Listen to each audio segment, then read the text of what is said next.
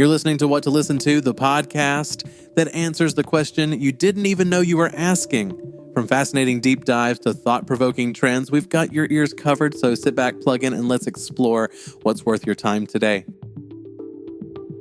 Welcome back to our deep dive into a history of us versus them. Yeah. Last time we were exploring how that Catholic-Protestant divide played out in early America. Yeah. And how that us versus them thinking really paved the way for a system built on unpaid labor slavery. Yeah. Today we're going to pick up the story with the Civil War, but we're going beyond the usual battle narratives. Absolutely. We're going to uncover how economic anxieties fueled the us versus them mentality, especially in the South. And we'll explore how this era's echoes still resonate today. Exactly. All right, so we all know about the horrific moral implications of slavery, but what specifically made the South cling so tightly to this system? Well, their entire economy was built on it. By 1860, cotton wasn't just a crop, it was king cotton, making up almost 60% of all U.S. exports. Imagine that. That's huge. Nearly 2/3 of what America sold to the world came from the unpaid labor of enslaved people. That's wild. And the South reaped massive profits from this, profits that went directly into the pockets of plantation owners. So the South's fear wasn't just about losing a way of life. Right. It was about losing economic dominance. Absolutely. The South saw Lincoln's election as a direct threat to their economic engine. They argued it was about states' rights, but their own words tell a different story. Mississippi, for example, declared in their secession document that their position was thoroughly identified with the institution of slavery, the greatest material interest of the world. Wow, they weren't mincing words there. Nope. But I'm curious, the North opposed slavery, yet their factories relied on Southern cotton. How did this dynamic play out? That's where it gets really fascinating. While the North condemned slavery morally, they were economically entangled with the South. Interesting. Northern factories needed that cotton. Northern banks financed plantations, and some Northern workers even lost jobs when the war disrupted the cotton supply. Wow. This reminds us that even when we oppose something, our economic systems can make us complicit in it. That's a sobering thought. Right. It adds a whole new layer of complexity to the narrative. Yeah. So let's shift gears and talk about slave revolts. These events are often portrayed as isolated incidents, but I have a feeling they played a larger role in fueling that us versus them mentality, right? You're absolutely right. Okay. Events like the Stono Rebellion in 1739 and Nat Turner's Rebellion in 1831 sent shockwaves through the South. These weren't just attempts to escape. Right. They were acts of resistance, meticulously planned and violently executed. Wow. And they exposed the inherent instability of a system built on forced labor. It's as if these rebellions were cracks in the foundation of the South's power structure. Exactly. And what's fascinating is that after Nat Turner's Rebellion, Virginia, a state deeply invested in slavery actually debated abolishing it.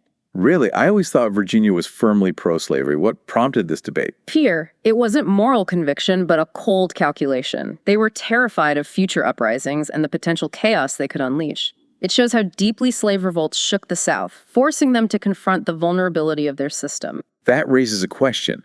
Were there external events that fueled this fear? Did events outside of the United States contribute to the South's anxiety? That's a great question, and it leads us to an event that terrified Southern plantation owners. The Haitian Revolution. This wasn't just any rebellion, it was a full-blown revolution where enslaved people successfully overthrew their colonial masters and established an independent nation. The Haitian Revolution was a monumental event. Yes. But how did the South specifically react to it? The South saw Haiti as a nightmare scenario. It shattered the myth that slavery was a stable and controllable system. It proved that the them could become the us, turning the power structure on its head. Wow. And the U.S.'s refusal to recognize Haiti's independence for over 50 years speaks volumes about how deeply this fear resonated within the nation's power structure. So we're seeing how both internal rebellions and external events like the Haitian Revolution intensify the South's anxieties. How did this anxiety manifest itself in the years leading up to the Civil War? Well, this anxiety about potential uprisings and the changing political landscape pushed the South to double down on their us versus them rhetoric. They increasingly portrayed themselves as defenders of a traditional way of life threatened by Northern aggression and abolitionist sentiment. So even as cracks were appearing in their system, they clung even tighter to the idea of a separate Southern identity. Exactly. And this brings us to the symbolism of the Confederacy. The Confederate flag, for example, is still a point of contention today. It is. For some, it represents heritage and Southern pride.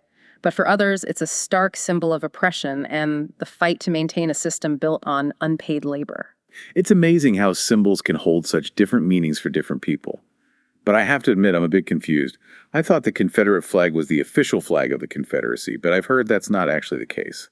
Can you clear that up for me? Sure. The Confederate flag we see today was actually a battle flag used by Robert E. Lee's army. After the war, it became associated with the lost cause narrative. Ah, the lost cause. I've heard that term, but I'm not entirely sure what it means. Can you explain it for me and those listening who may not be familiar with it? The lost cause was a way for some Southerners to reframe their defeat. It portrayed the Confederacy as fighting for noble ideals of states' rights and Southern independence rather than for the preservation of slavery. It minimized the role of slavery in the conflict and romanticized the Confederate cause. So as a way to rewrite history and make the Confederacy seem more palatable. In a way, yes. And it's interesting to note that most Confederate monuments weren't built right after the war. They were erected much later between 1890 and 1920 during the rise of Jim Crow and segregation. That timing is quite telling, isn't it? It seems less about honoring history and more about reinforcing a particular narrative of power and racial hierarchy. It's a reminder that history is often written by the victors, but the narrative can be challenged and reshaped over time. And that brings us to a key point. The us versus them mentality that fueled the Civil War didn't simply disappear after the war ended. It continued to shape American society in various ways. So how did this us versus them thinking evolve after the Civil War? Did it shift to other groups or issues? That's the fascinating part. This tendency to categorize and otherize isn't unique to the Civil War or even to America. Oh, really? It's a human phenomenon, a recurring pattern throughout history. So you're saying we see it pop up again and again in different contexts? Precisely. Think about westward expansion in the 19th century. The concept of manifest destiny, which justified the taking of land from Mexico, was fueled by an us versus them mentality. It's like the lines of division shifted from North versus South to American settlers versus Mexicans. Exactly. And anti-Mexican rhetoric played a significant role in shaping public opinion and justifying the land grab. It's important to remember that Texas declared independence from Mexico, partly because many settlers wanted to expand slavery, which Mexico had abolished in 1829. So in a way, the same tension between those who benefited from unpaid labor and those who saw it as a threat was at play, just in a different context. You're picking up on the pattern. And then just a few decades later, the U.S. went to war with Mexico, ultimately seizing nearly half of their territory. That's a huge chunk of land, California, New Mexico, and everything in between. It's mind-boggling to think about the scale of that land grab. And sadly, the us versus them rhetoric didn't stop after the war. Mexicans were often treated as second-class citizens, denied basic rights, even when they were promised citizenship. Wow. It set the stage for decades of discrimination, which unfortunately we still see echoes of today in immigration debates. It's a reminder that even when conflicts end, the underlying prejudices and divisions can persist for generations. And it's not just about external conflicts either. Think about the eugenics movement that gained traction in the early 20th century. Eugenics, wasn't that the idea of controlling reproduction to improve the human race? Exactly. And it was rooted in the same us versus them thinking. Scientists, often influenced by racial biases, used pseudoscience to label certain groups as fit or unfit, advocating for policies to control who could reproduce. It's horrifying to think about the forced sterilizations that happened under those policies. Over 60,000 people, often those deemed unfit because of poverty, disability, or race, were sterilized against their will. It's a dark chapter in American history, and what's even more disturbing is that Nazi Germany actually used these American eugenics programs as inspiration for their own horrific policies. That's a chilling thought. Yeah. It shows how dangerous these ideas can become when they're taken to their extreme. And even though the eugenics movement was largely discredited, its legacy still lingers. Oh, really? It continues to influence debates about immigration genetics and even social welfare. It seems like this underlying current of fear and control keeps resurfacing in different forms throughout history. You're absolutely right. And another powerful example of this is Executive Order 9066, which led to the internment of Japanese Americans during World War II. That was a clear case of how fear and wartime hysteria can fuel the U.S. versus them mentality. Absolutely. Over 120,000 Japanese Americans, most of them U.S. citizens, were forced into internment camps based solely on their ancestry. It's a stark reminder that even during times of national crisis, we need to be vigilant in upholding individual rights and fighting against prejudice. Indeed.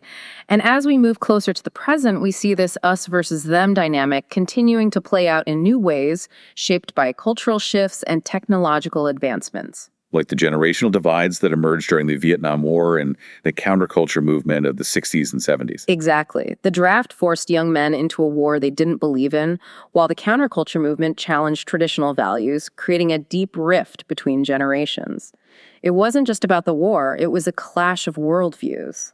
It's fascinating how the us versus them lines can shift and adapt to different contexts. But it seems like with the rise of the internet and social media, things have become even more complex, haven't they? You're right. The internet, while connecting us in unprecedented ways, has also created echo chambers and filter bubbles where people are exposed only to information that confirms their existing beliefs. It's like we've created digital tribes where the lines between us and them are reinforced and amplified by algorithms and personalized news feeds. And in these digital spaces, the battle for our attention and our allegiance is constant name.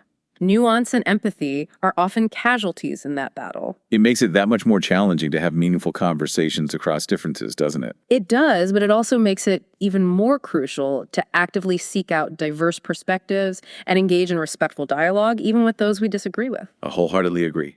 Yeah.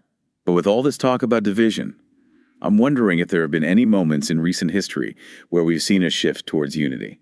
There have been glimpses, moments where shared experiences or national tragedies have brought people together. Think about the aftermath of 9/11, or how communities rally together during natural disasters. Those are powerful examples of how our shared humanity can override our differences, at least for a time. Exactly. And they offer a glimmer of hope that we can find ways to cultivate that sense of shared purpose and empathy, even in our increasingly polarized world. And we're back, continuing our deep dive into a history of us versus them. Before the break, we were talking about how this tendency to divide ourselves has played out throughout American history. Now, the big question is, how do we break free from this cycle? It's a challenge. It is. But I believe it starts with understanding. No? We need to grasp the historical roots of these divisions, the psychological mechanisms that drive them, and the systemic factors that perpetuate them. So we need to acknowledge that this isn't just a problem of the past, it's something that's still very much present in our society today. Absolutely. And as we've seen throughout this deep dive, knowledge is power. The more we understand how us versus them thinking has shaped our world, the better equipped we are to challenge it. Okay, so let's talk about those challenges. What are some practical steps we can take as individuals to dismantle this mentality? I think it starts with cultivating empathy. Empathy. That means actively listening to those who hold different views. Right. Trying to understand their perspectives. Yep. And recognizing their shared humanity even when we disagree. It's about seeing people as individuals with their own unique experiences, not just representatives of a group we disagree with. Exactly. It's about resisting the urge to demonize or dismiss those we perceive as the other.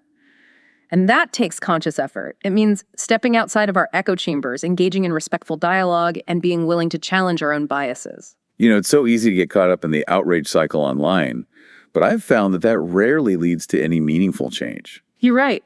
That's why it's crucial to be mindful of the information we consume and share. Critical thinking skills are essential in the age of social media. We need to question sources, consider multiple perspectives, and be wary of information that simply confirms our existing biases. It's about being an active participant in shaping our own understanding of the world, not just passively absorbing whatever comes across our screens. Exactly. And beyond individual actions, we also need systemic change. We need to address the underlying inequalities and injustices that fuel division.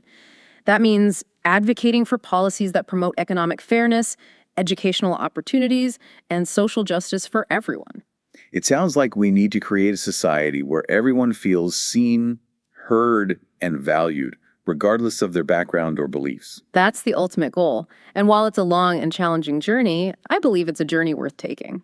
After all, we're all interconnected, whether we acknowledge it or not. It's a powerful reminder that our actions have ripple effects.